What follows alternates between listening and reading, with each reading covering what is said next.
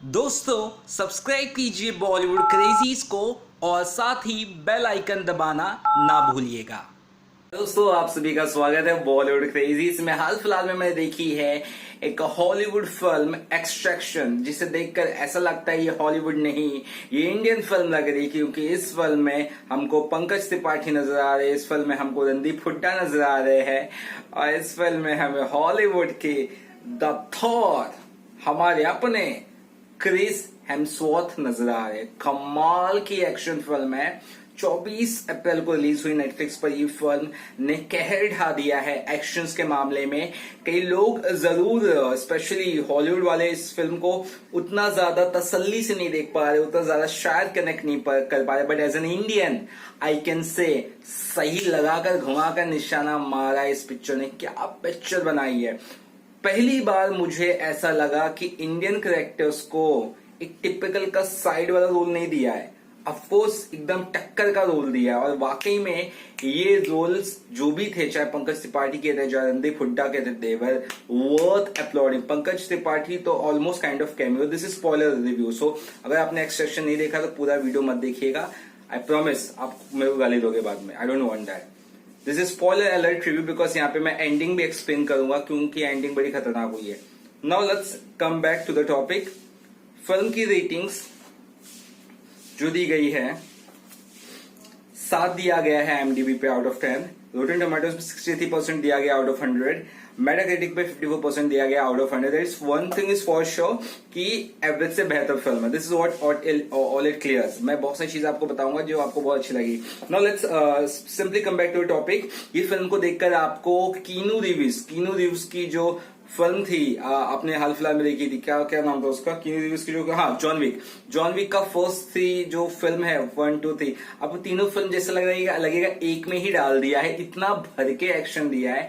या ये कहा जाए जिसे आपने अगर साहो में लास्ट में आधा घंटा सिर्फ एक्शन देखा है, 40 मिनट सिर्फ एक्शन देखा है, तो इस फिल्म में आप अगर कुछ 10-15 मिनट का बीच में सीन छोड़ दो तो आप कंटिन्यूअस एक्शन देखोगे। 40-40, 50-50 मिनट के एक्शन सीन्स है और आपको मजाक लग रहा है क्या? आपको मजाक लग रहा है क्या इतनी महंगी फिल्म बनाना, इतने बड़े बजट के और इस तरह का एक्शन लेना?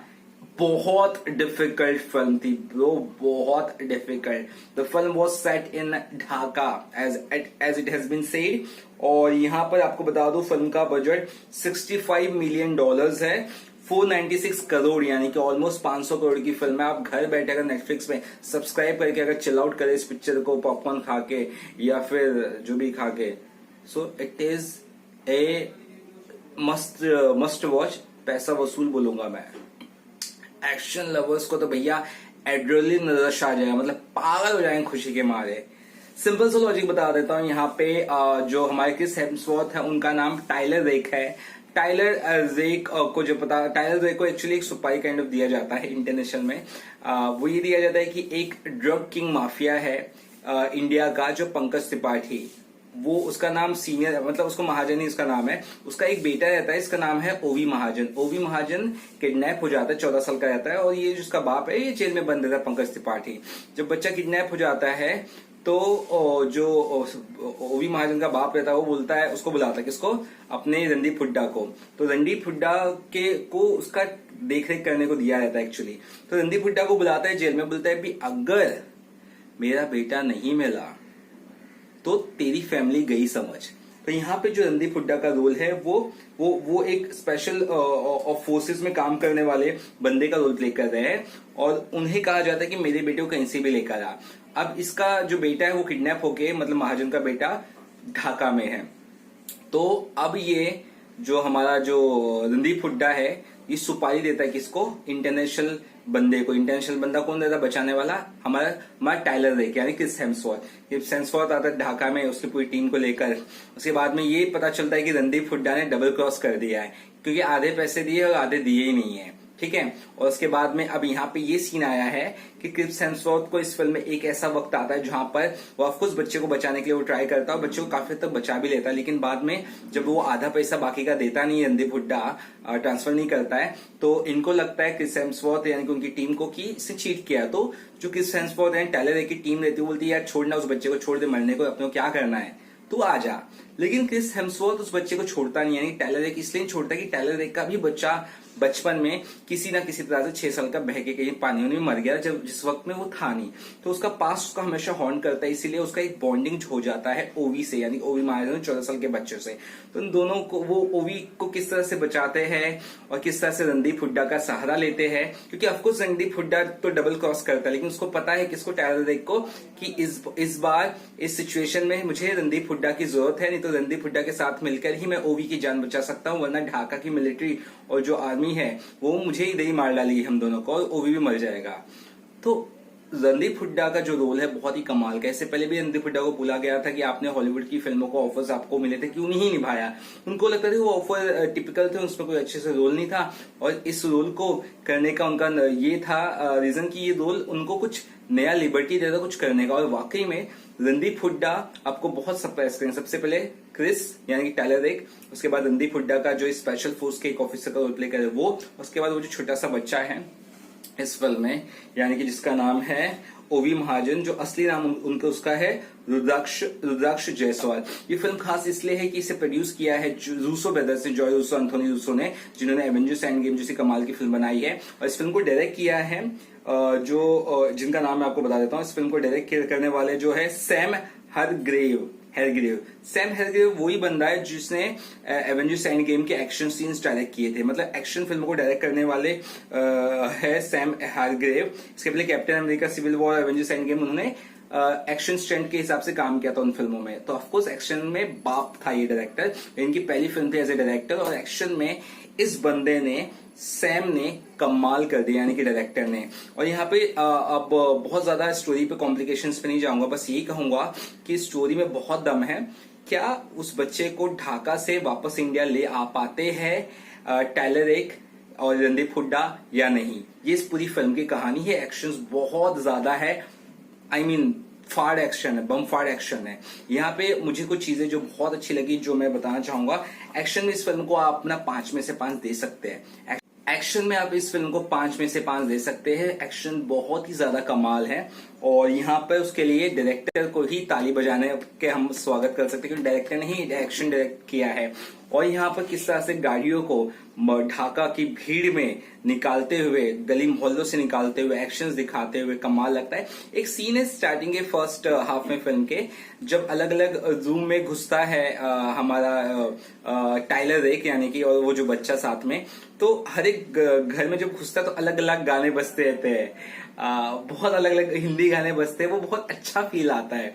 हम आपके है कौन के गाने बजते हैं, दिलवाले दुल्हन ले जाएंगे गाने बजते हैं। ऐसे हर एक घर में कहीं ना कहीं घुसता है ना, तो जब गाने बजते हैं ना हिंदी के, तो बहुत अच्छा लगता है। एक्शन चालू है, पीछे गाने बजते हैं। एक गाने में बंदूक लेके जा रहा है क्रिस हेम्सवर्थ यानी कि टाइलर रेक, और पीछे गाना बजता है, अखियों से गोली मारे लड़की कमाल रे की अखी, और यहाँ से क्रिस हेम्सवर्थ गोली से गुंडों को मार रहा है, मतलब बांग्लादेश की मिलिट्री को मार रहा है। मतलब जो फाड़ कमाल किया है ना, ये हम इंडियन समझ सकते हैं, क्योंकि इंडियन गाने बज रहे थे, हॉलीवुड के गाने नहीं बज रहे थे, ठीक है।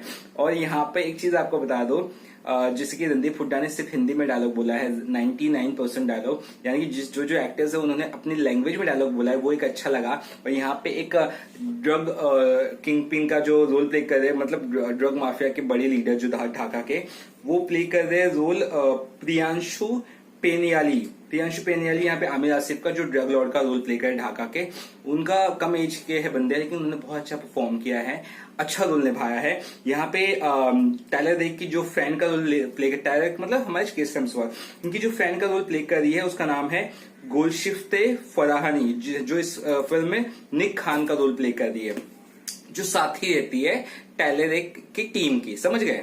तो यहाँ पे अब स्पॉइलर है, प्रॉपर स्पॉइलर है। लास्ट सीन में क्या होता है, स्पॉइलर है, डोंट वॉच है। अगर आपने फिल्म नहीं देखी तो ये इतना वर्ड मत देखना, ये एंडिंग एक्सप्लेन कर रहा हूं अभी मैं, ठीक है। यहाँ पे सीन होता है लास्ट में कि एक ब्रिज रहता है, उस ब्रिज के लेफ्ट साइड में इंडिया और राइट साइड में है ना कुछ इस तरह से ढाका रहता है, I mean बांग्लादेश का बॉर्डर। तो अब यहाँ पर ब्रिज पर हम देखेंगे कि जो बांग्लादेश की मिलिट्री की आर्मी है, आर्मी का एक बंदा है, वो रणदीप हुड्डा को उड़ा देता है। अब बच्चा खतरे में है, बांग्लादेश की मिलिट्री उस बच्चे को पकड़ने के चक्कर में है और क्रिस हेम्सवर्थ उसी दौरान फाइट करते करते उस ब्रिज पर आता है ताकि उस बच्चे की जान बचाए। और क्रिस हेम्सवर्थ को गोली मारता है। यहाँ पे जो आमिर नाम का जो लॉर्ड था ना, ड्रग लॉर्ड, उसका एक चेला रहता है, बच्चा से ही रहता है, वही क्रिस हेम्सवर्थ को गोली मारता है, कुछ उसके नेक पे गोली लगती है। उसके बाद क्रिस हेम्सवर्थ पानी में गिर जाता है और स्टार्टिंग में फिल्म के एंट्री पॉइंट में ये दिखाया गया, उसकी एंट्री है ऐसे दिखाई, क्रिस हेम्सवर्थ एक बड़े से झरने से उड़ी मारते पानी के अंदर जाके सांस रोक के काफी देर तक बैठे थे, यानी कि उनको सांस रोकना अच्छी तरह से आता है। उसके बाद हम ये देखेंगे कि वो बच्चा बच जाता है और क्रिस हेम्सवर्थ की टीम की जो एक बंदी रहती है निक खान क्या करती है, उस ड्रग लॉर्ड को ढूंढ निकालती है। और यानी कि इस फिल्म में जो रोल प्ले कर रहे हैं आमिर आसिफ को, जो है ना, उसको ढूंढ निकालती, क्योंकि उसके ही बंदे ने मारा जाता है ना टायलर को, तो टायलर की टीम की रहती है बंदी, तो उसको मार डालती है वॉशरूम में। उसके बाद हम दिखाते हैं कि 8 महीने आगे स्टोरी चली गई। अब वो जो बच्चा है ओवी महाजन, वो बच के इंडिया चला गया है और वो बच्चा किसी दिन स्विमिंग करने गया, स्विमिंग में पानी में वैसे जैसे क्रिस बैठता था वैसे कूदी मारी पानी में बैठता है वो बच्चा, फिर ऊपर जैसे उठता है एक ब्लर इमेज दिखाई देती है दूर, ऐसा लगता है कि क्रिस हेम्सवर्थ आके बैठे हैं, ब्लर इमेज है, नहीं पता कौन है वो। वहां पे फिल्म एंड हो जाती है। तो यहाँ पर ये पता करना कि वो क्रिस हेम्सवर्थ था या नहीं, ये फिल्म का सीक्वल होगा नहीं, ये अपने आप में बड़ा सवाल है। कई लोगों ने ये शायद समझ नहीं पाए होंगे कि निक खान आखिर उस ड्रग लॉर्ड को क्यों मारती है बांग्लादेश में। उसका 2 रीजन है, एक तो वो बदला लेना चाहती है अपने दोस्त टायलर रे की मौत का, दूसरा उसको पता है अगर उस ड्रग लॉर्ड किंग पिन को अगर नहीं मारा तो वो वापस से ओवी को किडनैप करेगा और उसको शायद मार डालेगा, ये भी हो सकता है क्योंकि उसको पैसे से मतलब था, ठीक है। तो यहाँ पर ये 2 चीज हो सकती है। मुझे फर्स्ट चीज ज्यादा इंपॉर्टेंट लग रही है कि वो अपने साथी टायलर रे की मौत का बदला लेने के हिसाब से कर रही थी। उसके बाद उसकी लाश मिली या नहीं टायलर रे की, यानी क्रिस हेम्सवर्थ की, वो दिखाया नहीं गया, लेकिन वो जो ब्लर इमेज है मुझे ऐसा लग रहा है वो क्रिस हेम्सवर्थ ही, क्योंकि फिल्म में अभी भी बहुत कुछ बचा ये है कि है ना, असाइनमेंट आगे कैसे बढ़ सकता है, शायद वापस से कोई किडनैप करेगा क्या ओवी को, बहुत सी चीजें हो सकती है, या फिर खत्म भी हो सकता है, या फिर ये भी हो सकता है कि ओवी को वापस देखा 8 महीने बाद टायलर रे और वो खुश हो गया, क्योंकि वो जब टायलर को गोली पड़ती है तो उसको ऑफकोर्स बच्चे बाप जैसा कनेक्शन हो जाता है दोनों के बीच में ना, तो बहुत तकलीफ होती है ओवी को। तो फिल्म को कॉम्प्लेक्स रखा गया, but I think it deserves a second sequel deserve करती है ये फिल्म में बहुत कुछ चीजें छूट गई, जैसे पंकज त्रिपाठी का कैमियो तक ही रोल रह गया, उनको भी एक बड़ा रोल दे सकते हैं, बट आई थिंक ये फिल्म का अगर सेकंड पार्ट बने तो इमोशनल कंटेंट ज्यादा रहे, जो इस पहली फिल्म में बहुत ज्यादा नहीं था, थोड़ा था, अच्छा था, लेकिन इस फिल्म में बहुत फन लोगों को नहीं नजर आया, बहुत ही लिमिटेड लगा, बहुत ही रॉ रियल लग रही थी फिल्म, जैसे कि जॉन विक फिल्म है ना, तो वैसे इस फिल्म में बहुत रॉ रियल एक्शन था और एक्शन सीन्स में फिल्म बाप थी। कई सारे कैमरा एंगल ऐसे थे ना जिसको मैं एक्सप्लेन नहीं कर सकता, और जो जॉन विक में जिस तरह से हर दूसरे सेकंड में किसी न किसी को मारता है कीनू रीव्स, तो इस फिल्म में भी क्रिस हेम्सवर्थ किसी न किसी को मारते हैं हर दूसरे सेकंड, कुछ जगह तो 4-5 लोगों को ऐसा घुमा फिरा कैसे मारते हैं। और मानना पड़ेगा यहाँ पे कैमरा एंगल जो लिया है ना जिस बंदे ने, मतलब फाड़ लिया है, यानी कि Newton Thomas Sigel, camera angle bro आपका बहुत कमाल है। और यहाँ पे इस का म्यूजिक जो है हेनरी जैकमैन और एलेक्स बेल्चर का है और ये दोनों लोगों ने म्यूजिक बहुत अच्छा दिया है, क्योंकि साउंड मिक्सिंग बहुत ही स्ट्रांग तरह से की गई है और छोटी छोटी चीजों का बहुत ही बारीकी से ध्यान दिया गया है। और मुझे पहली बार ऐसा लगा कि हमारे इंडियन एक्टर्स ने सिर्फ जगह नहीं भरी है और हमारे इंडियन एक्टर्स ने परफॉर्म किया है, स्पेशली रणदीप हुड्डा, परफॉर्मेंस बहुत अच्छा लगा हमें। And Pankaj Tripathi is at its best in small tiny role, और बाकी जो कैरेक्टर्स है सबने अपना अपना काम अच्छे से निभाया है। But I still feel action general में बाप है डायरेक्टर, और सिनेमाटोग्राफी और स्क्रीन प्ले जो लिखा है, जॉय रूसो ने स्क्रीन प्ले लिखा है, उन दोनों का भी बढ़िया काम है।